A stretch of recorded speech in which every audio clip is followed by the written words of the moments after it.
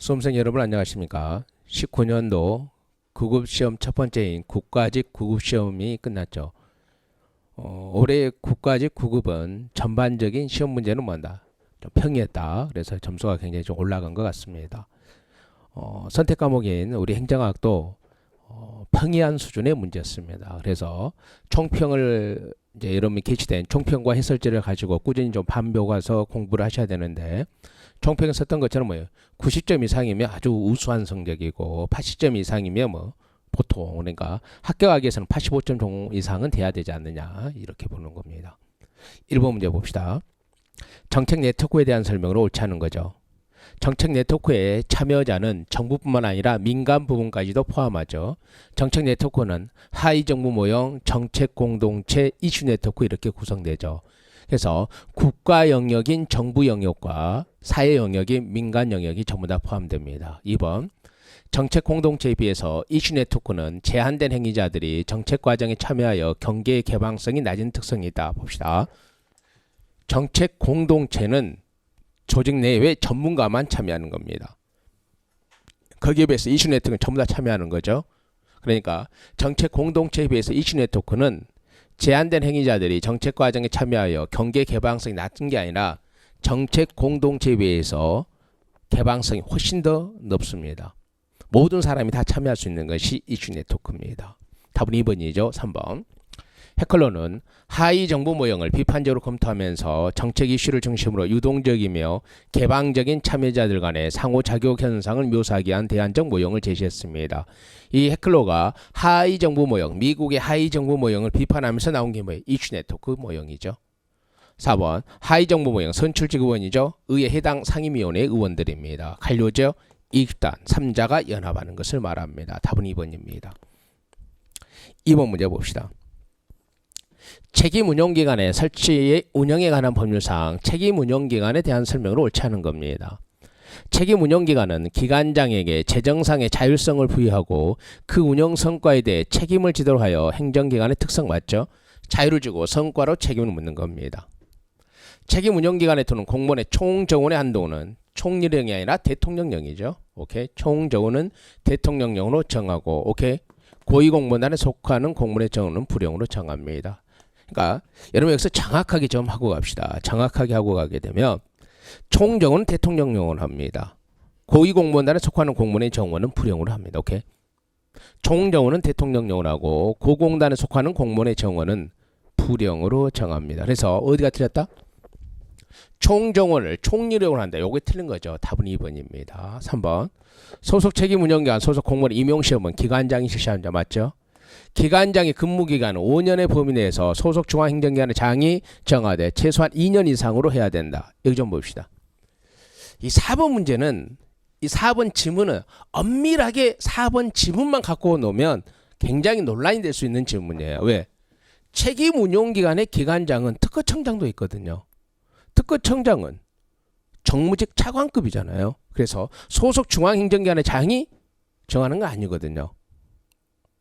차관급 이상은 소속 중앙행정기관의 장이 임명하는 거 아니거든요. 그러니까 특허청은 그 자체가 중앙행정기관이에요. 그래서 이 4번 지문 자체로 보면 논란이 될 수 있습니다.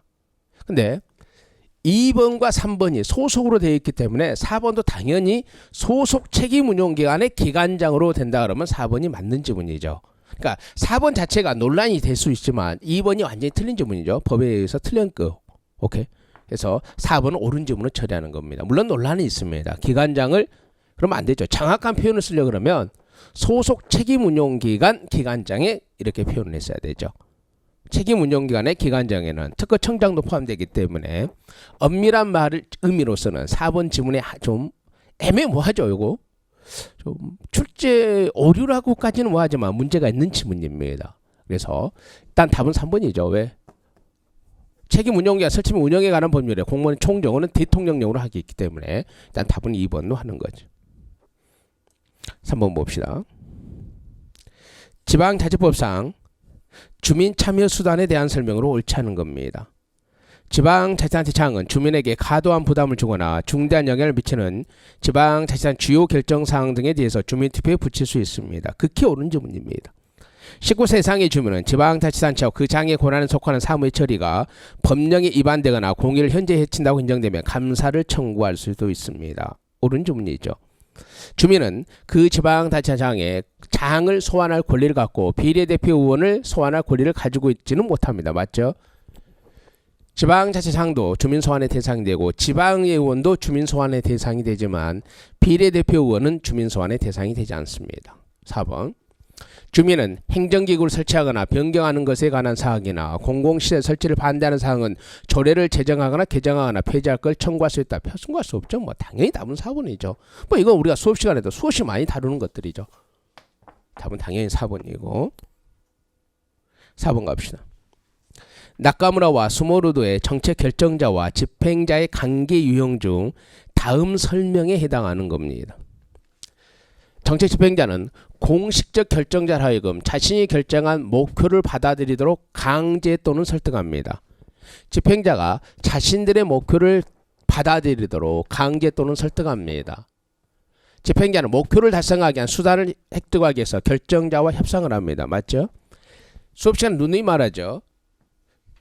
목표와 수단을 전부 다 협상하는 게 협상자형이지만 관료적 기업가형은 뭐예요? 집행자가 목표를 달성하기 위해서 수단만 협상하는 거죠.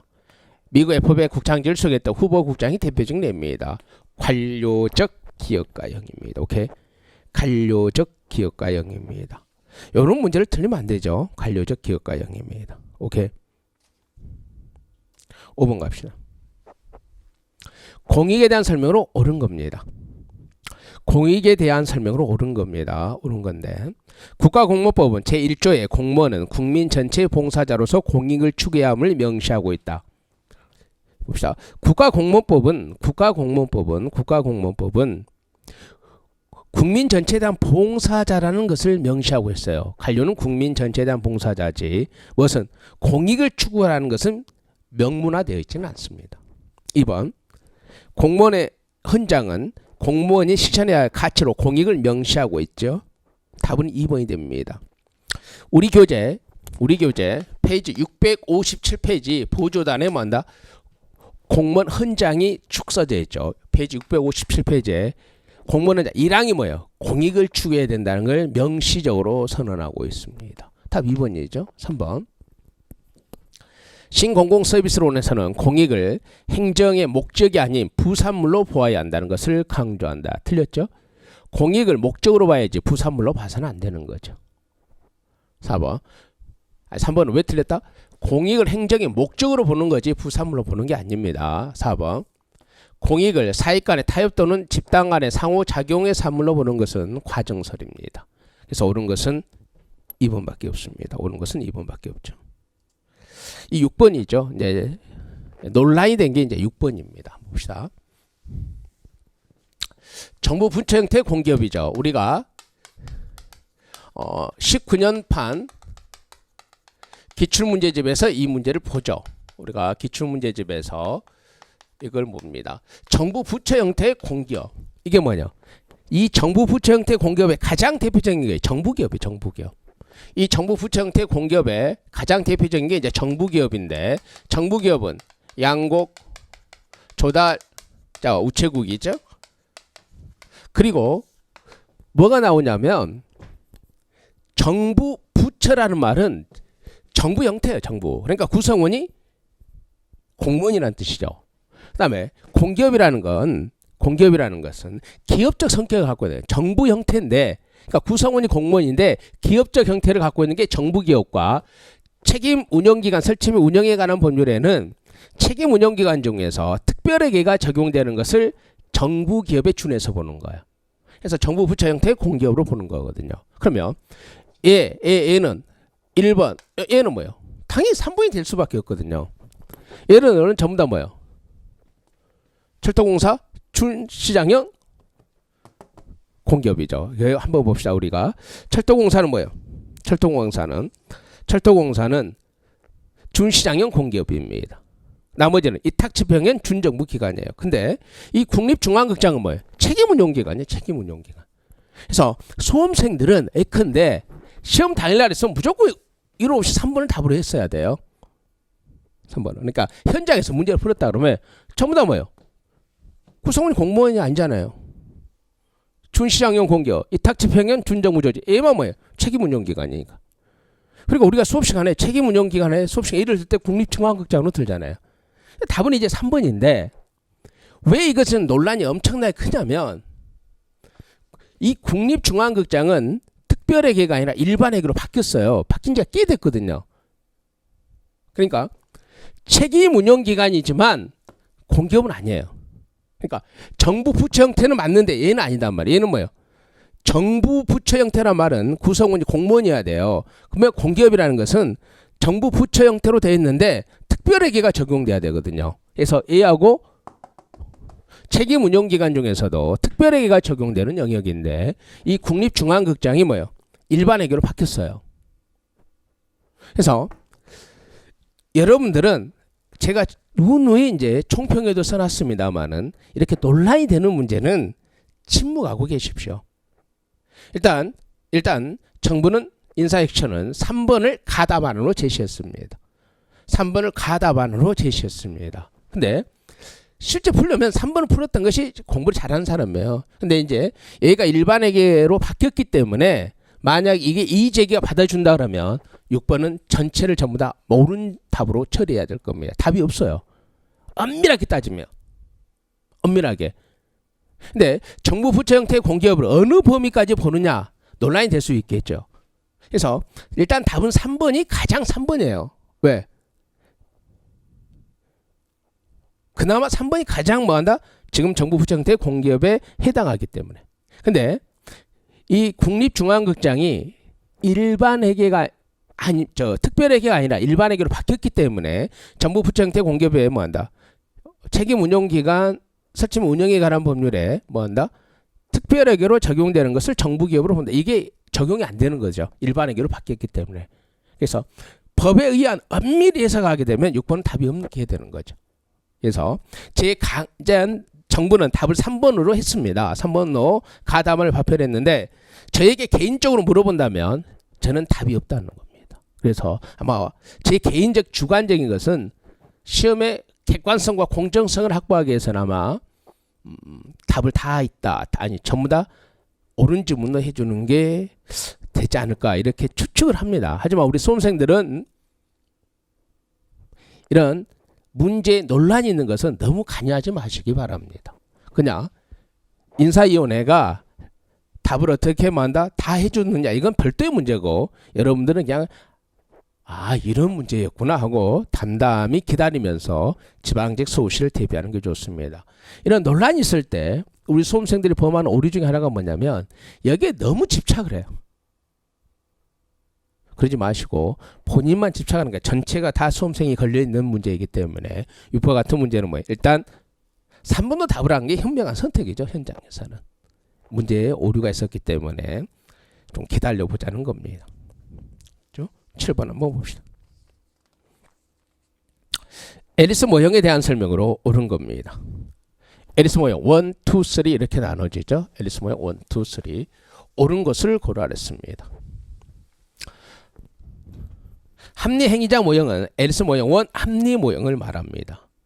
합리행위자 모형에서는 국가 전체 이익과 국가 목표 추구를 위해서 개인의 이익을 고려하지 않는 것을 경계하며 국가가 단일적 결정자임을 부정한다. 틀렸죠? 합리행위자 모형은 합리행위자 모형은 국가가 단일적인 결정자예요. 해서 보시면 아시겠지만 국가는 단일적인 결정자, 즉 뭐한다? 국가를 하나의 유기체로 본다는 거예요. 1번은 틀린 거죠. 2번. 조직과정 모형에서 조직은 불확실성 회피하기 위하여 정책 결정을 할 때 SOP나 프로그램 목록에 의존하지 않는다가 아니라 앨리스 모형에서 2, 조직 모형은 SOP에 의존합니다. 3번. 관료정치 모형은 여러 다양한 문제에 관심을 갖는 다수의 행위자를 상정하여 이들의 목표는 일관되지 않습니다. 오케이, 맞죠? 관료정치 모형이 뭐예요? 다수 행위자의 집합을 조직으로 보기 때문에 가장 뭔다? 일관성이 떨어지는 거죠. 가장 일관성, 목표 일관성이 큰 게 조직을 유기체로 보는 합리 목표 모형이고 앨리스 모형은 합리 모형이고 그 다음이 하위 조직의 연합을 조직으로 보는 앨리스 모형 2 조직 모형이고 목표 일관성이 가장 낮은 게 개별 행위자의 집합을 조직으로 보는 앨리스 모형 3이 됩니다. 7번 갑시다. 애교 안보 문제 분석에 있어서 설명력을 높이기 위한 대안적 모형으로 조직 과정 모형을 고려하자는 말이 안 되는 거죠. 즉 쿠바 미사일 문제에 이 세 가지 모형이 전부 다 적용됐기 때문에 앨리스는 세 가지 모형을 제시한 겁니다. 오케이. 그래서 7번의 답은 3번이 되는 겁니다. 8번 갑시다. 규제죠. 정부 규제에 대한 설명으로 옳은 것만을 모두 고르라. 우리가 뭐 수없이 다뤘던 거죠, 이거. 수업 시간에. 파지티브적 규제가 네거티브적 규제보다 자율성을 더 보장해 준다. 파지티브적 규제는 뭐예요? 원칙적으로 금지하고 외의적으로 허용하는 거고, 네거티브 규제가 원칙 허용 애의 금지입니다. 그러니까 자율성을 훨씬 더 크게 보장해 주는 것이 네거티브적 규제죠. 근데 파지티브적 규제가 네거티브 규제보다 자율성, 이거 기억은 무조건 틀린 거죠. 그래서 뭐예요? 기억 들어간 게 틀린 거죠. 2번 봅시다. 환경 규제와 산업 규제는 맞죠? 뭐 대표적인 사회적 규제니까 니은 들어간 게 맞죠. 오케이. 니은 들어간 게 맞죠. 그럼 뭐 답은 4번밖에 없잖아요. 6번. 공동 규제는 정부로부터 임을 받은 민간 집단에 의해서 이루어진 규제. 수업 시간에 매일 많아죠. 우리가 직접 규제, 공동 규제, 자율 규제 이렇게 놓으면 공동 규제 개념을 안 틀리는데 이렇게 지문 하나로 놓으면 공동 규제 개념을 우리가 틀 수 있다. 정확하게 알고 가야 된다. 공동 규제는 정부로부터 임을 받은 민간 집단에 의해서 이루어진 규제를 말합니다. 맞죠? 수단 규제는 정부의 목표를 달성하기 위해 필요한 기술이나 행위에 대해서 사전적으로 맞죠? 수단은 봅시다. 수단 규제는 투입을 규제하는 거고 사전에 하는 겁니다. 그에 비해서 성과는 뭐 한다? 산출을 규제하는 거고 사후에 하는 거죠. 오케이. 뭐 우리 교재 있죠? 얘가 뭐예요? 환경 기술을 통제한다거나 환경 기술을 통제한다거나 오케이. 작업장 안전모를 착용하게 한다는 거. 그럼 얘가 뭐예요? 공기 중 CO2 농도를 유지하게 한다거나 신약의 부작용의 범위만을 추구하도록 하는 거죠. 이렇게 돼 있는 거죠. 이 중간에 나온 게 뭐예요? 과정을 규제하는 관리 규제죠. HACCP 정책으로 대표되는 거죠. 1도 맞죠. 그래서 답은 4번이 되는 겁니다.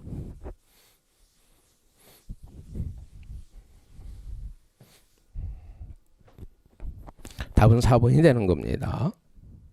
9번 봅시다. 정부 업무평가 기본법상 정책평가에 대한 설명을 옳지 않은 겁니다.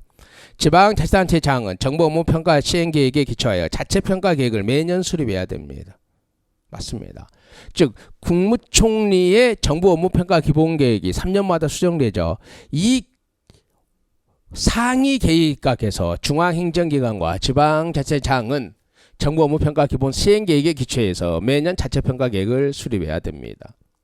국무총리는 둘 이상의 중앙행정기관 관련 시책, 주요 현안 시책, 혁신관리 및 대통령령이 정하는 대상 부문에 대하여 특정평가를 실시하고 그 결과를 공개해야 됩니다. 맞죠? 특정평가권자는 국무총리입니다. 중앙행정기관 또는 지방자치단 소속기관 행하는 정책은 정부업무평가의 대상에 포함됩니다.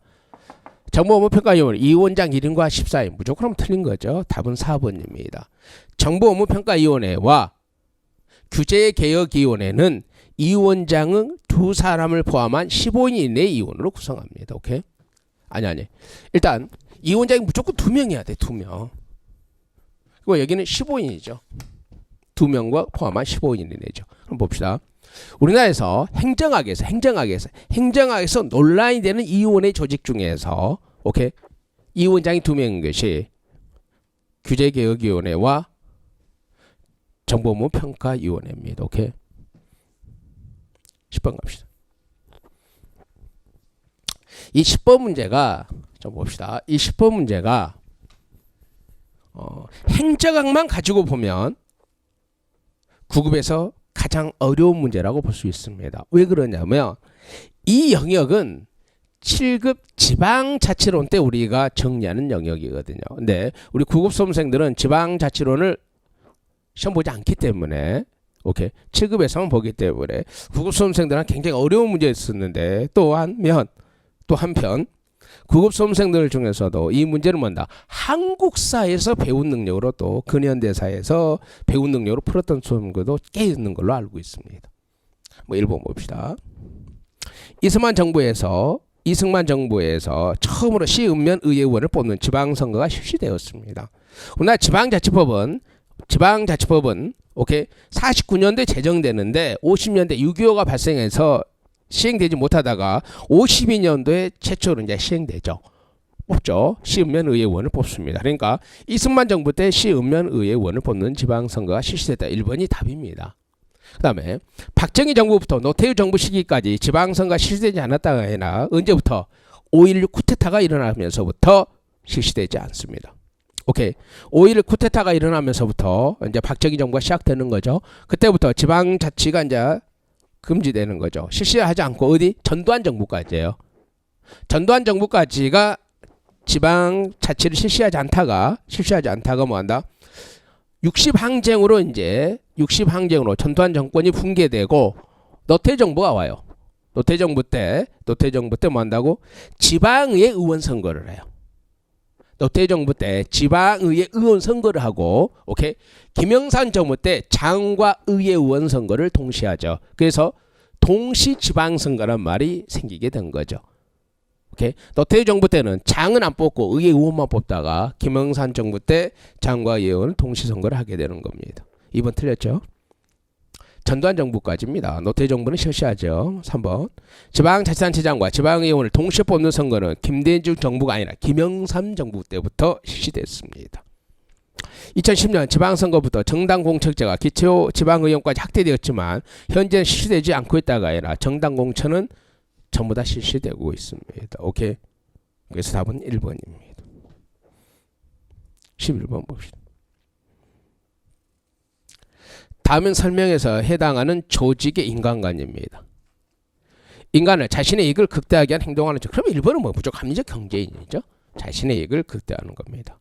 인간은 조직에 의해서 통제되는 수동적인 존재입니다. 조직인 인간은 감정 같은 주관적 요소를 통제할 수 있도록 설계돼야 됩니다. 즉 명령하면 복종하는 겁니다. 플러스 경제적 요인을 교환의 매개체로 하는 과학적 관리론의 인간관을 물어보고 있는 겁니다. 이건 합리적 경제인입니다. 오케이. 12번 갑시다.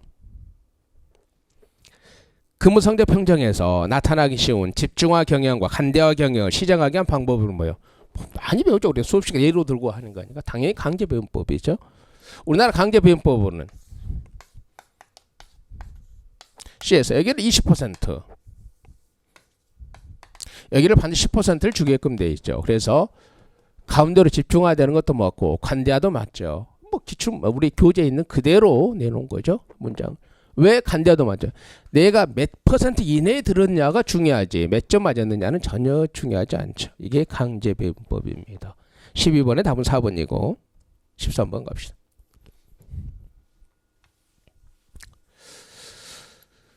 정부가 동원하는 공공재원에 대한 설명을 옳지 않은 겁니다. 봅시다.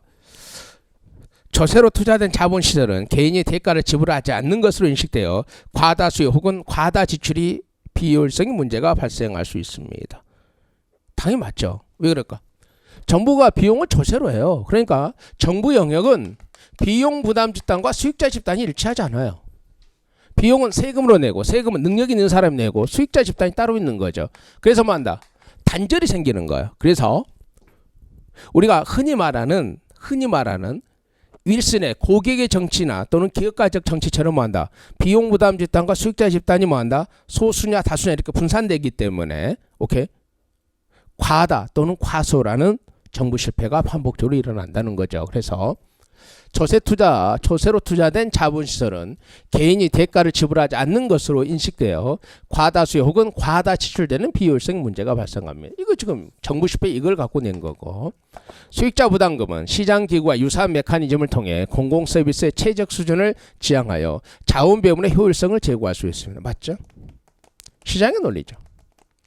국공채는 사회간접자본 관련 사업이나 오케이? 맞죠?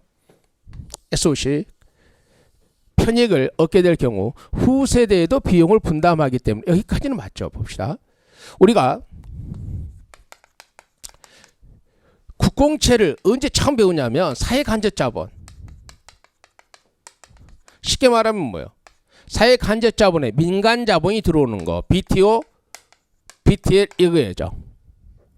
정부가 민간 자본을 꼬은다는 거죠. 민간이 투자했다는 것은. 특히 BTL 같은 경우는 뭐예요? 수익성이 없는 사업에 민간 자본이 들어오기 때문에 오케이? 미래 세대에 뭐 한다? 비용으로 임대를 주는 거죠. 그다음 이제 자본예산이죠. 가장 핵심 이제 자본예산에서 배우죠. 자본예산 예산을 경상계정과 자본계정으로 구별하죠. 그래서 얘는 뭐 한다? 경상적 지출은 조세로서 균형을 달성하고 여기는 자본적 지출은 뭐 한다? 국공채를 발행하는 거죠. 즉 뭐 한다? 적자죠, 적자. 여기서 배워요. 일부 수험생들은 교재 어디서 배웠어요? 이렇게 물으면 많이 배워요. 여기서도 배우고 여기서도 배우고 돈을 꼬아서 한다는 거죠. 그러면 편익을 얻게 되는 후세대에게 비용을 분담, 여기까지 맞잖아요. 후세대에게 비용을 분담하기 때문에 오케이? 누가 후세대예요? 이익을 받는 사람이 후세대예요. 그러니까 이익을 받는 사람에게 비용을 분담시키기 때문에 세대 간 형평을 훼손하는 게 증가하는 거예요. 그러니까 답은 3번이에요.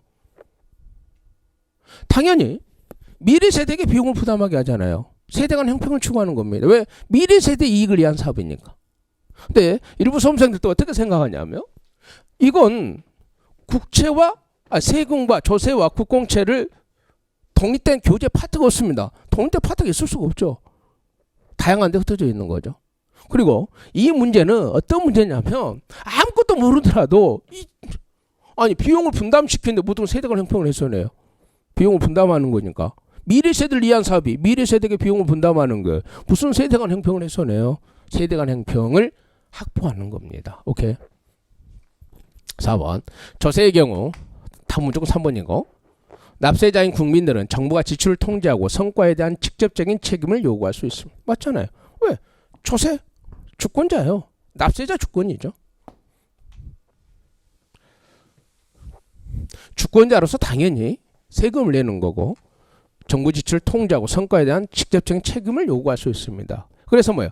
주민참여예산제도도 있고 국민참여예산제도도 있고 또는 뭐다 국민감사 청구제도도 있고 주민감사 청구제도도 있고 물론 아직 국민소송은 도입되지 않았지만 주민소송도 있는 거. 13번의 답은 3번입니다. 14번 갑시다. 정부 이원의 조직에 대한 설명으로 옳지 않은 겁니다. 결정에 대한 책임은 공유와 분산이죠. 왜? 이원의 조직은 독임제 조직과 비교하는 거죠. 독임제 조직과 비교하는 건데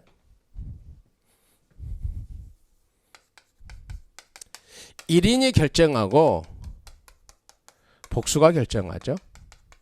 그러니까 1인이 결정할 때 책임 관계가 명확해요. 하지만 여러 사람이 결정하니까 책임이 분산되는 거죠. 2번 복수로 구성 합영 조직 맞죠?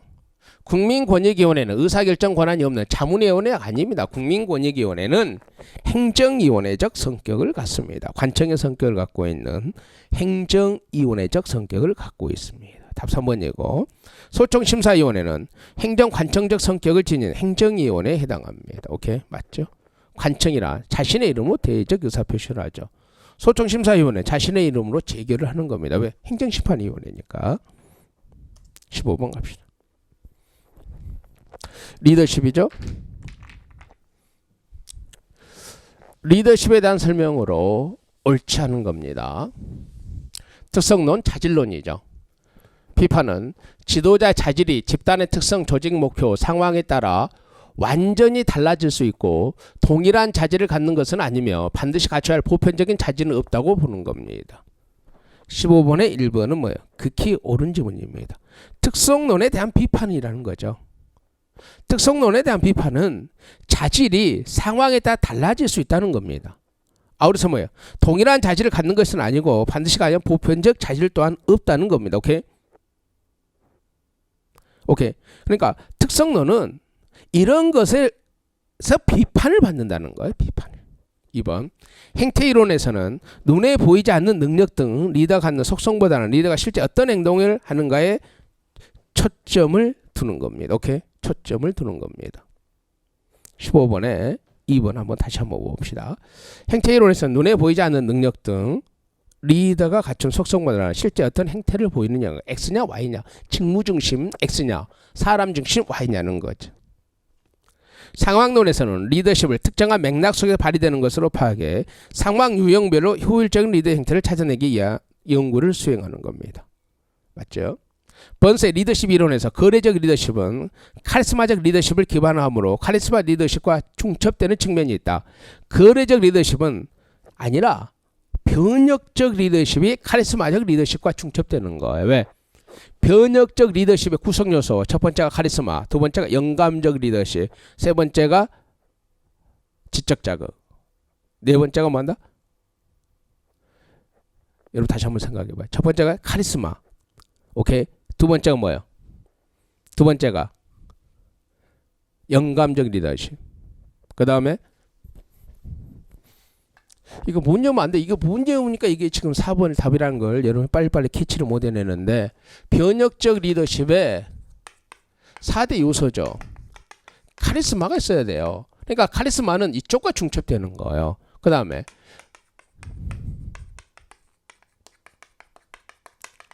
영감적 리더십입니다. 영감적 리더십은 뭐예요? 리더가 뭐 한다? 자신이 제시한 비전을 받아들이도록 계속해서 격려하고 추구하는 거죠. 지적 자극이죠. 새로운 문제. 그 다음에 개별적 배려죠. 오케이. 부하를 존중하는 개별적 배려가 있어야 됩니다. 오케이. 이게 이제 4대 구성 요소죠. 그러니까 얘와 얘가 겹치는 거지. 얘가 거래적 리더십이 겹치는 거 아니죠. 그래서 답은 4번이 됩니다. 16번 갑시다. 동기 이론에 대한 설명을 옳지 않은 겁니다. 1번. 매슬로우는 충족된 욕구는 동기부의 역할이 약화되고 그 다음 단계 욕구가 새로운 동기 요인이 된다고 하였죠. 16번에 1번은 옳은 지문입니다. 왜? 매슬로우는 뭐예요? 결핍된 욕구가 동기부여가 되는 거지 축적된 욕구는 동기부여가 되지 않습니다. 에더프는 매슬로우 5단계 욕구를 수용해서 3단계로 나눕니다. ERG로 나눕니다. 허스버그는 불만 요인을 없앤다고 해서 적극적으로 만족감을 느끼는 것은 아니라고 합니다. 오케이. 불만 요인을 제거한다고 해서 만족감을 갖는 게 아니라 불만이 없는 상태만 되는 거죠. 4번. 브룸의 기대 이론에서 수단성은 특정한 결과에 대한 선호의 강도. 이건 유의성이죠. 봅시다. 기대성, 수단성, 유의성이죠. 노력을 하면 어떤 결과가 주어질까라는 주관적 믿음이죠. 노력을 하면 어떤 결과가 주어질까라는 주관적 믿음. 오케이. 어떤 결과죠. 어떤 보상이 주어질까라는 주관적 믿음. 그러면 이 결과에 대한 어떤 보상에 대한 선호의 강도죠. 그럼 봅시다. 수단성은 특정한 결과에 대한 선호에 특정한 결과에 대한 선호, 이 결과에 대한 선호가 보상이거든요. 보상에 대한 선호의 정도, 이건 유의성입니다. 수단성은 결과가 어떤 보상을 주어질까라는 주관적인 믿음입니다. 오케이. 그래서 답은 4번이 됩니다. 17번 갑시다. 공무원의 근무 방식과 형태에 대한 설명을 옳지 않은 겁니다. 유형 근무제는 공무원의 근무 방식과 형태를 개인, 업무, 기간 특성에 따라 선택할 수 있는 제도 맞죠? 시간 선택적 공무원은 통상적 전일적 무조건 답은 2번이죠. 왜? 시간 선택이 무슨 40시간에 공무원 일주일에 5시간 5일 근무합니다. 하루에 8시간입니다. 5, 8은 40. 전에 한번 기출문제도 나왔죠. 40시간은 시간 선택이 아니라 풀타임 공무예요. 풀타임. 40시간 근무하는 게 뭐 시간 선택 말이 안 되는 거죠. 17번에 아예 답을 준 거예요. 2번으로. 탄력 근무제는 전일제 근무 시간을 지키되 근무 시간, 근무 일수를 자율적으로 조정하는 겁니다. 원격 근무제는 직장의 장소에서 정보통신망을 이용하여 근무하는 제도입니다. 18번 갑시다. 서로 모르는 사람 10명 내에 소집단을 만들어 허심탄회하게 자신의 느낌을 말합니다. 다른 사람이 자신을 어떻게 생각하는지를 귀담아 듣는 방법으로 훈련을 진행하기 위한 전문가 역할, 즉 행태주의 전문가죠. 자신의 느낌을 말하고 어떻게 행동하는지, 어떻게 생각하는지를 귀담아 듣는 겁니다. 12명 내에 있죠. 당연히 뭐다? 감성훈련입니다. OD의 핵심적인 기법이죠. 19번 갑시다.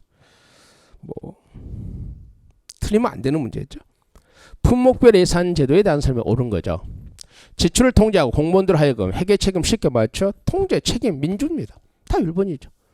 케네디 행정부의 국방장 맥나마라가 국방부에 최초로 도입한 건 맥나마라가 국방부에 최초로 정립한 건 PPP였어요. 케네디 행정부가 어디쪽 사람인데 품목별 예산 제도는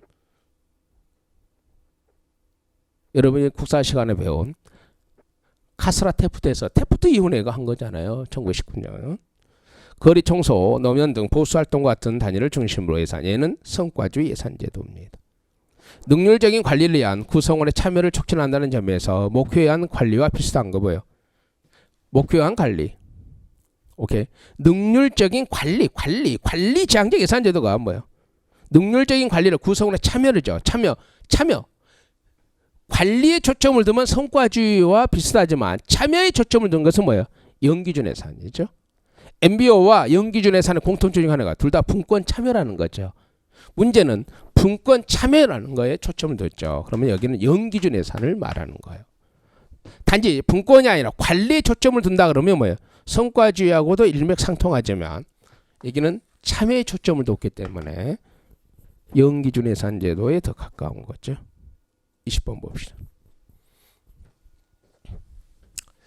예산 집행에 대한 설명으로 옳지 않은 겁니다. 예산의 재배정은 행정부처 장이 실무부서에게 지출할 수 있도록 권한을 부여하는 것을 말합니다. 맞죠? 기재부 장관이 중앙간서장에게 주는 것이 이게 배정이에요. 그러면 이 중앙간서장이 실무부서에게 주는 게 뭐예요? 이게 재배정이단 말이에요. 이게 재배정. 전용을 해서는 미리 국회 승인을 받아야 되나? 답은 2번입니다. 전용은 국회 의결을 받지 않습니다. 이용이 국회 의결을 받는 거죠. 예비비는 공무원 인건비 인상을 위한 인건비 충당을 목적으로 사용할 수는 없습니다. 사고 이율은 집행 과정에서 재해 등의 이유로 불가피하게 다음 연도로 이월된 경비를 말합니다. 맞죠? 여기까지입니다. 수험생 여러분들은 반복되는 실수를 범해서는 안 됩니다. 여기까지 다시 한번 정리를 하시고 국가직에서 여러분들 생각보다 점수가 좀 안 나왔다 할지라도 6월 달에 서울시와 지방직이 있습니다. 여러분들 나머지 기간 마무리를 잘 하신다 그러면 엄청난 성과가 있을 겁니다. 객관시험은 누가 마무리를 잘하느냐는 겁니다. 공부 시간이 좀 짧았던 사람들이 생각보다 상대적으로 점수가 안 나온 사람들은 이 마무리를 할 수 있는 시간적 여유가 없었기 때문일 겁니다. 지금이라도 마무리를 좀 더 열심히 한다 그러면 국가직에서 언제든지 국가직 점수보다 등수가 바뀔 수 있다는 걸 항상 유념하시고 국가직 끝났습니다. 이제 남은 것은 지방직과 서울시입니다. 지방직과 서울시를 위해서 최선을 다해서 좋은 결과를 맺기를 바랍니다. 수고하셨습니다.